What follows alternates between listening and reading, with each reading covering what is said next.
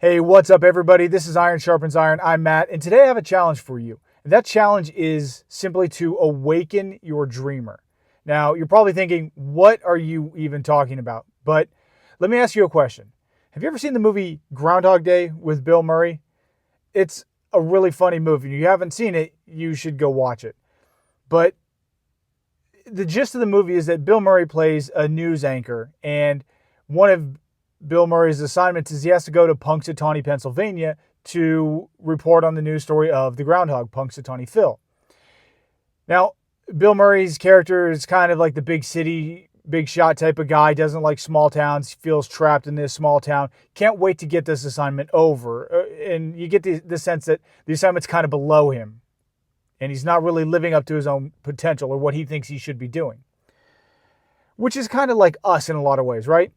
Well, anyways, Bill Murray wraps up this assignment, goes back to his hotel room, goes to sleep, and wakes up the next day only to find that it's Groundhog Day all over again, and that he has to do this all over again, over and over.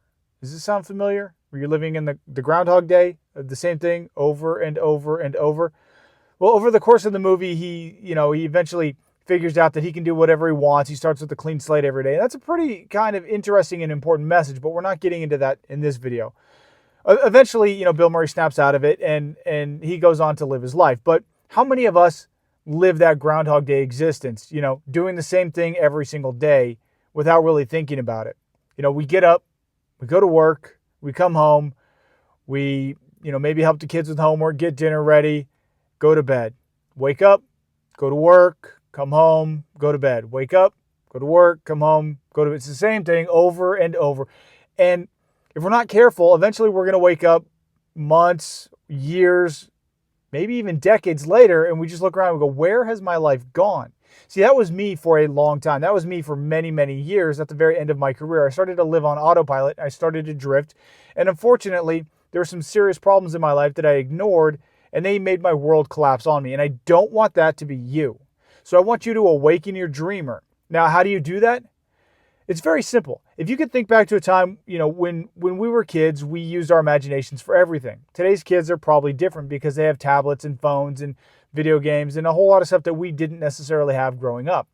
See, when I was a kid, I turned my couch into a pirate ship. I built forts out of blankets. I mean, we built houses in trees and clubhouses in trees, and I used to use the paper towel rolls or the toilet paper rolls as binoculars or telescopes. Like, we could envision all kinds of crazy stuff. Sticks became swords, and we just had an imagination that we could use and turn the world into whatever we wanted.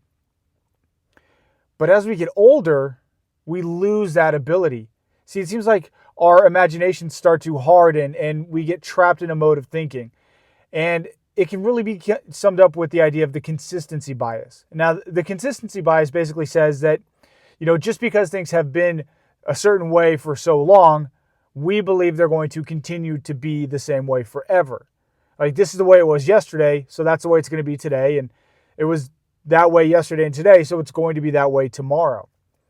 But that's not always the case. The problem is when we live our lives on autopilot and we live in this Groundhog Day type of existence, that's exactly what happens. That's the reality we create for ourselves. The problem is the world around us isn't the same, and we just kind of live in our own little bubble, and we don't realize the good things that are happening around us. But when I say awaken your dreamer, what I mean is go back to that idea of childlike wonder where everything you look at is new and fascinating, and you're intrigued by it.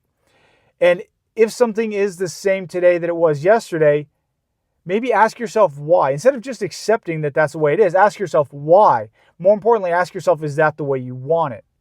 See, there's an old cliche type of question that high school guidance counselors, stereotypically ask their students when they show up. They're like, well, if you could have any job in the world, what would it be? And there's an exercise that I went through in different scenarios where I was asked, and this is a very serious question, and I want you to take this question very seriously. In fact, I'm so serious about this, I can almost guarantee you that if you do this process, your life will change for the better. And it won't take very long. But I want you to grab a piece of paper. I want you to get a pen or a pencil or something to write with. Use a note app on your phone or whatever. And answer this question. What does your ideal day look like? What does your dream day look like? And I'm not talking about vacation type of thing, although if you want to live the life of that's a vacation type of life, great. That's awesome and that's what I want as well, but it's going to take a lot of work to get there. See, money and time are two resources that we have, and some people have more than others, but time is really the only finite resource on this in this existence that we call life. If you have the skills to make $1 million and you do that and then you lose it, yeah, you lost $1 million, but you still have the skills to make $1 million again. So the money isn't necessarily limited. It might be scarce, it might be hard to get, and it's definitely going to take work, but it's definitely not limited. But time is. You see, if we don't spend or invest our time wisely, and we don't do anything, time's going to pass us by, and that's wasting time. I mean, as far as I know, there's no way to get that time back ever. No matter how good you are at your job, how skilled you are, you can never get that time back. So here's the challenge. Here's the steps that I want you to take. Grab that piece of paper, grab a pen or a pencil, and answer the question, and do it honestly. My ideal day looks like this. My dream day looks like this. And I want you to plan it out as much as you can. You know, like Jim Rohn used to say, don't start the day until you finished it. Don't start the year until you finished it. Don't start the week until you finished it.